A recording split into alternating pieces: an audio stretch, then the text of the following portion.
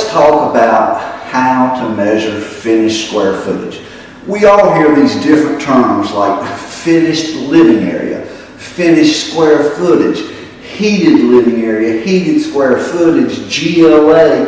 There's actually, between MLS systems and tax records, there's over 100 different names for finished square footage. That gets confusing even to the most advanced real estate experts. But the bottom line is, if you want to measure your house, you want to measure finished living area. Well, what is finished living area? You got to have 4 things for finished living area. The space has to be finished. Guess what? You got to have a finished ceiling. You got to have finished flooring, finished walls. And the last component is you have to have a permanently installed central heating system. You know, the house has got to be suitable for you to live in it year-round, whatever the climate is. You know, some places only need air conditioning, some only need heat. But wherever you live, the space has to be suitable for year-round living space. So ANSI says if you're going to measure square footage, you always do it from exterior dimensions, on whatever level it is. You know, when you're measuring the main level of a house, you're going to measure it from the exterior walls. So when we go upstairs or downstairs, whatever it is, you know, you want to measure it from the exterior walls. Well, you obviously are not going to go, you know, out on the roof and measure the upper levels. So you got to have some kind of system to add space for those walls. So ANSI came up with, when you get upstairs, you take your interior dimensions and you either add 5/10 or 6 inches for each exterior wall. You know, it works out pretty simple if you do it, and sometimes it can be a little bit off because we've got so many different kinds of siding. You know, the width of the exteriors are different. But for consistency's sake, you know, you always just want to add 5/10 or 6 inches for exterior dimensions, or in the basement, you know, you can use that, or if you can actually get to the exterior dimensions, you know, always use that as your most reliable measurements.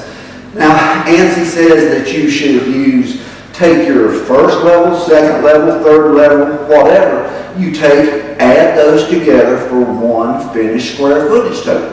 If it's in the basement or a lower level, if any part of that level is below grade, then you have to separate that space. That's where we run into problems. Now, you take a homeowner who's been living in a house that they say has 3,000 square feet. It's got 4 bedrooms and 3 baths. Well, they get their appraisal back and it says it's a 1,800 square foot house with 2 bedrooms and 2 baths. Boy, the phone is going to start ringing. And that agent's going to call up and say, what have you done? How did you miss all these other spaces? Guys, appraisers are required to do that for mortgage lending. And, you know, a lot of agents don't know about this, and they really should. This is not something new. It's been going on over 25 years this way.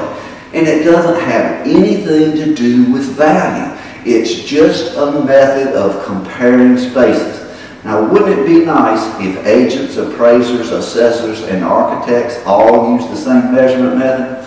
We're working on that, but for right now, you know, if you get an appraisal like that and the space is separated, don't worry about it. It doesn't affect your value. But measuring finished square footage, remember, every house is just a puzzle. And when you take your measurements, you know, break it down into rectangles and add them up. You know, just don't make it more complicated than it needs to be. Use exterior dimensions on all levels and then break it down into rectangles and add them up for a finished total. Now, you know, if you're going to use software, it's a lot easier. If you've got a complicated house with a unique upstairs, you know, you want to get some help and you get somebody that knows what they're doing. But if you live in a rectangle house, you know, it's not that hard to measure, guys. But one thing you want to make sure of, you never want to price your house before you have it measured. Don't ever forget that, and never use public records. The square footage information in public records is frightening. They do a good job for what they need, but they don't need precise square footage. A smart homeowner and a smart agent will insist that you have a house measured before you ever come up with a price per square foot or a total value.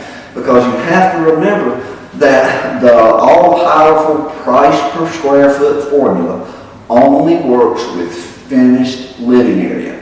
And you also, finished living area has to be connected by other finished living areas. You don't count garages, you don't count porches, patios, or even any detached spaces.